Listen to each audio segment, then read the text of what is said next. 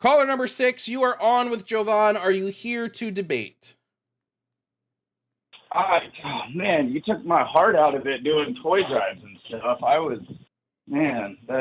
Now I've totally changed lanes. I'm like, what am I doing for Christmas for kids? Shoot. My name is Josh. I'm 29. I go by he, him.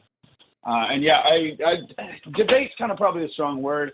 I more or less kind of want to get your opinion and your thoughts on some things that I came across recently that I've become a little bit critical of.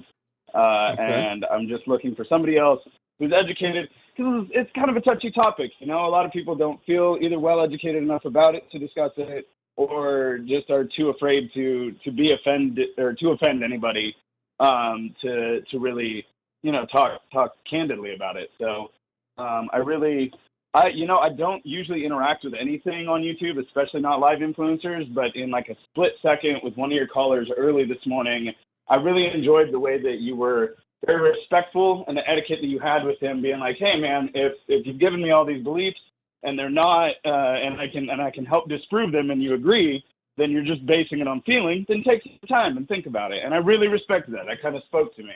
And then while watching, I just heard you talk about a few things that really resonated with this material that I'd come across recently. And so I kind of wanted to see where your thoughts on that were, if I may. Sure. Go ahead, yeah. Absolutely. First of all, I've not seen your material before or anything. It seems like you're an excellent researcher and well-educated in the topics that you at least have up on your board right now. Do you mind if I ask kind of what your background is in the gender atmosphere? What my background is? Yeah, like, do you have any like formal education in? It seems like you've talked about neurology a lot. I've almost got a feeling that you have some sort of medical, at least, background or credentials or something. Nope, I just read a lot. Oh, okay. Well, you're very well versed in excellent researching skills. I'm going to particularly be talking about the subject of one book in particular. It is called Blind Spots by Dr. Marty McCary. Are you familiar with the material or the author at all? No, I'm not familiar with that. Okay. Dr. Marty McCary is currently our director of the Food and Drug Administration. And while I found this book very interesting, and it seemed very genuine, when it came into the area of transgender and body dysmorphia, they had kind of a hard line on it that I wasn't so for. And it seems like you may have even discussed a couple of the things. I have the book here. I have the studies that they quoted, and I'll kind of just give you a synopsis of it. That's essentially what this book is they just kind of brushes over what the idea is, but it reaches out to UK banning puberty blockers. That one, I believe I have the cited study that came with, or no, that one's Forbes. I did not enjoy having. That's the other problem is some of these citations are like Forbes and BBC and stuff. I do have, oh goodness. Let me see, DOI. Let's go to this one. Let's go to, I'm going to give you the DOI because there are some sensitive verbiage used in the title of the study. Okay. And so I was hoping to just give you the study number, and you can kind of decide. I don't want to give you demonetizing content accidentally. But it's DOI what's the title? 10 dot. Oh, you said you can't. Okay, DOI I'm sorry? 10. No, go ahead. DOI 10 dot. 1136. Okay. / BMJMENT 2023. Sorry, dash 2023 dash 300 940.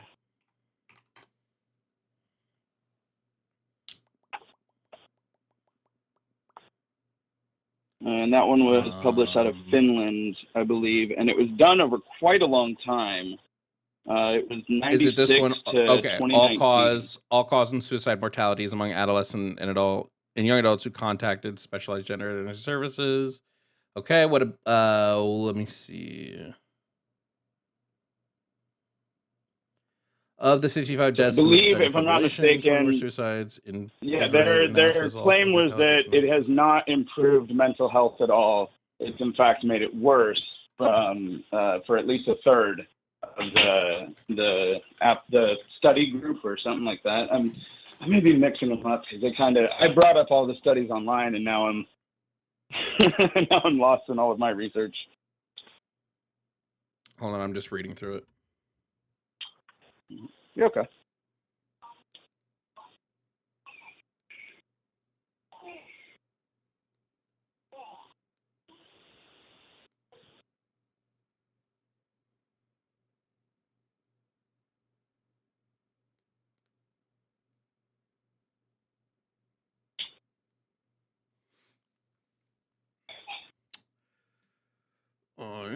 His diet, any cause, suicide.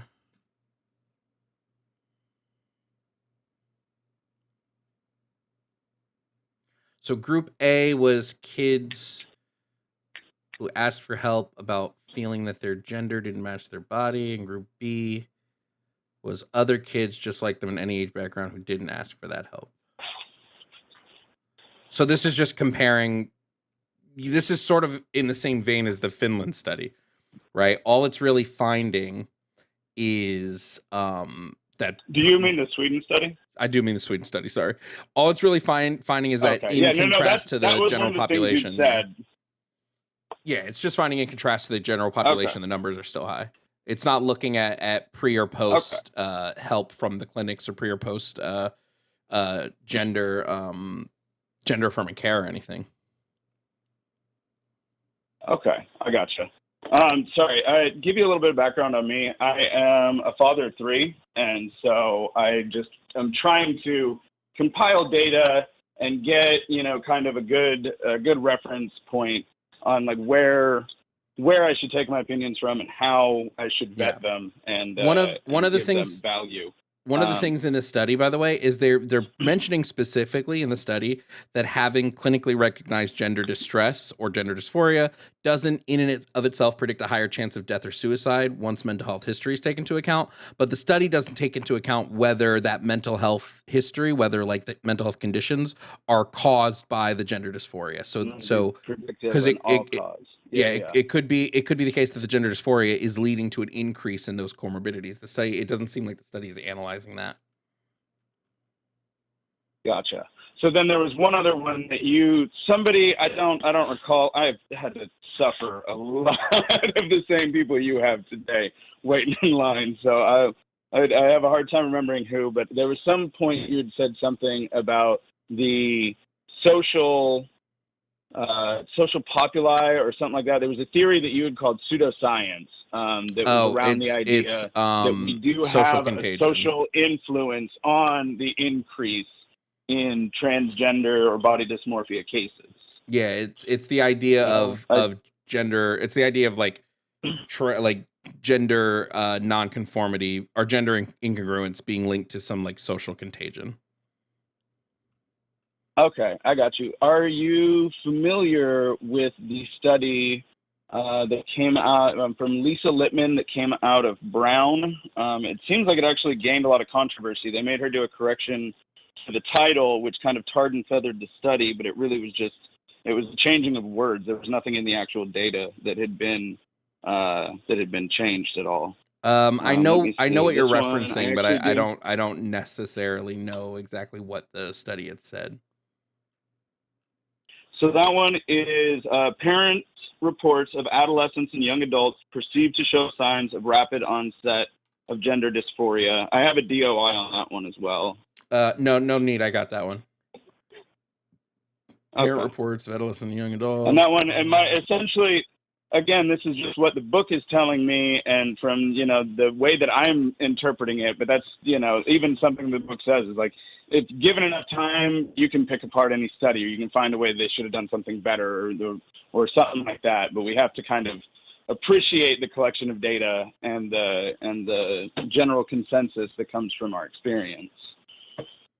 And this one was just basically saying, this study was going off the idea that we see more clustered groups of this one thing that we're studying, in this case being gender dysphoria, or I guess that's the only way to describe it.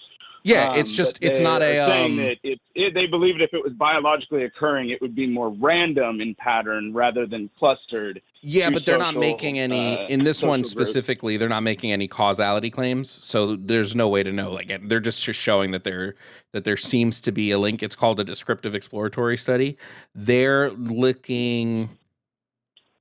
just gathering. What they're doing is they're not testing a hypothesis against anything. They're just gathering information, going, okay, we think this seems to be what's happening based on all the information. But I mean, they used a 90-question survey, was what I'm showing here. They had 256 parents fill out the survey.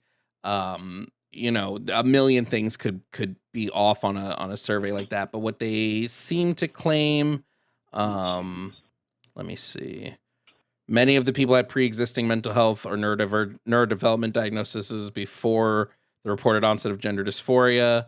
We don't know if, when it comes to the mental health stuff, if that came because of, like, they didn't make a cause claim. Child's friend group had multiple people who also came out around the same time. This makes sense. If you see your friends coming out, you might be more likely to come out. They're really not making any, like, crazy claims in the study. Okay.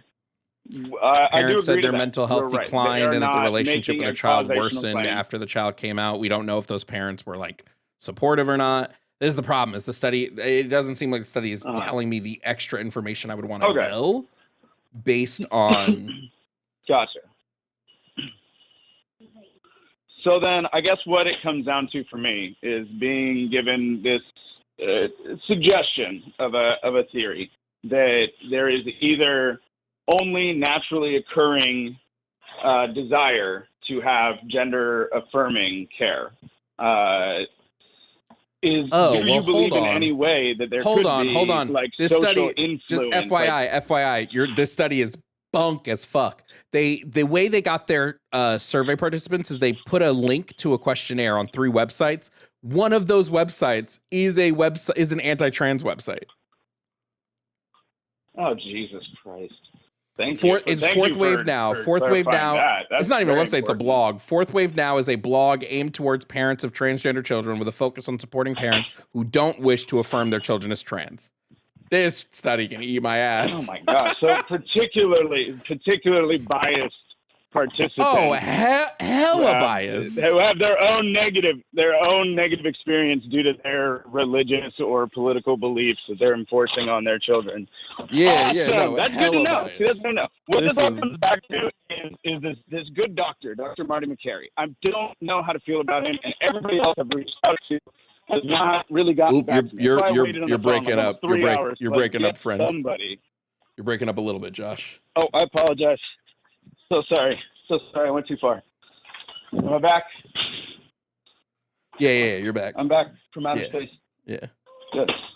So what this comes back to is the good doctor, Dr. Marty McCary, because I really don't know how to feel about what he says, because the book is altruistic in nature, it seems. He's talking about the places where medicine has got it wrong, how medical paternalism and dogma have held us back and hurt us in many ways. But then I found him on the fucking news talking about some crap that RFK Jr. had rolled out. And I'm like, dude, come on. There's no way that somebody who has put forward like so much free thinking and even distrust, like he has major distrust for the NIH, for the AAP, like all sorts of different government organizations that have let many things from, AIDS blood in the 80s go to the manufacturing of the peanut allergy.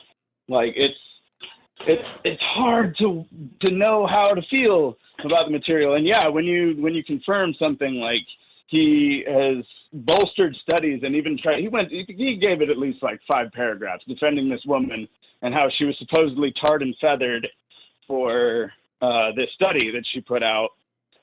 That's fucking, God damn it, man. Yeah, no, this study is bunk as shit, my friend.